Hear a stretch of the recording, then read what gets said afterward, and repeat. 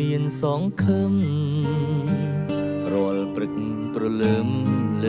តែសំឡេងសាយសប្បាយតែពេលនេះคล้ายជាផ្សែងក្របដនដប់ផ្ទៃមេឃសំឡេងកំភ្លើងបំបែកអស់ក្តីសុខសាន្តដងនក់ទឹកភ្នែក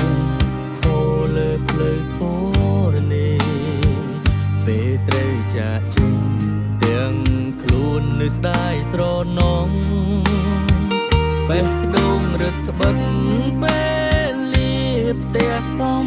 បាយដើម្បី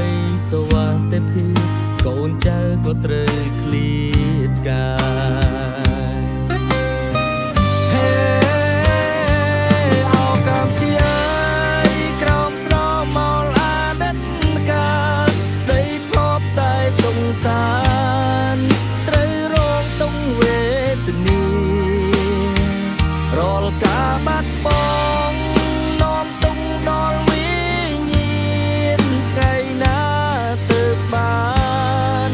សន្តិភាពវិលមកវិញស្រនងរីរាំងកងតបលះបង់ទាំងឈាមស្រង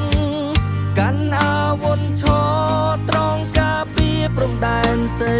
មាឈាមខ្មែរអើយមិនខ្លាចគ្រោះថ្នាក់ឡើយដើម្បីការពារអាយុជីវិតជាតិខ្មែរសូមគោរពវិញ្ញាណខណ្ឌដល់វរៈជនទាំងអង្គដែលបានពលីជីវិតជូនជាតិមាតុភូមិការលះបង់ដ៏ថ្លៃថ្លាត្រូវចារឹកក្នុងដួងចិត្តអ្នកជាសសរស្ដំនៃជាតិដ៏អង់អាចយេអូកម្ពុជាក្រោមស្រមោលអាណិតកាលដីធ្លាប់តែសង្សារត្រូវរងទងវេទនារាល់ការបាត់បង់នាំទុំដល់វិញ្ញាណថ្ងៃណាទៅបានសន្តិភាពវិលមកវិញ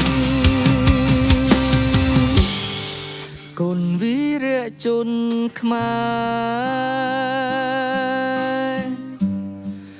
នឹងស្ថិតស្ថេររៀងរហូត